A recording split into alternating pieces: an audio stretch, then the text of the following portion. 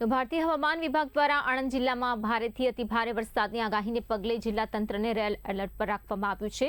જિલ્લા કલેક્ટરે તમામ વહીવટી અધિકારીઓ, ડિઝાસ્ટર મેનેજમેન્ટ ટીમો અને સંબંધિત વિભાગો સાથે સમીક્ષા બેઠક યોજી આગોતરા આયોજન કરવા માટેની સૂચનાઓ આપી છે। મહી અને સાબરમતી નદીના કાંઠાના કુલ 39 ગામોને ખાસ સતર્ક રહેવા માટે કહેવામાં આવ્યું છે, તેમજ સંબંધિત સ્થિતિને પહોંચી વળવા માટે આશ્રય સ્થાનો તૈયાર રાખવામાં આવ્યા છે। શાળાઓ, કોલેજો અને આંગણવાડીઓમાં રજા અંગેનો અંતિમ નિર્ણય હવામાનની સ્થિતિને ધ્યાનમાં રાખીને લેવામાં આવશે। આઈએમડી ભારતીય હવામાન વિભાગ તરફથી આવતીકાલે આણંદ જિલ્લા માટે અને ગુજરાતના અમુક જિલ્લાઓ માટે રેડ એલર્ટ ની આગાહી છે, એટલે કે ભારેથી અતિભારે વરસાદ થવાની શક્યતાઓ છે। પેરેલલી સાથે સાથે મહી બેસિનના પણ ઉપલા એરિયા અને અહીંયા ખૂબ ભારે વરસાદની આગાહી છે।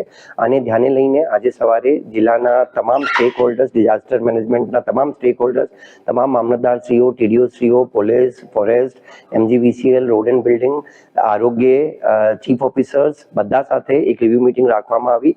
બધાને જેટલા નીચાણવાળા વિસ્તાર છે ત્યાંના લોકોને સાવચેતીના ભાગરૂપે અત્યારથી જ આગાહી આપી દેવાની સૂચના આપવામાં આવી છે અને બધા આશ્રય સ્થળો તૈયાર કરી દેવાની સૂચના આપવામાં આવી છે। આજે સાંજ સુધીમાં જેટલા નીચાણવાળા એરિયા છે સાબરમતી અને મહી કાંઠાના બંને મહીના લગભગ 26 ગામો આપણા મહી કાંઠા પર પડે છે, સાબરમતી ઉપર 13 ગામો પડે છે।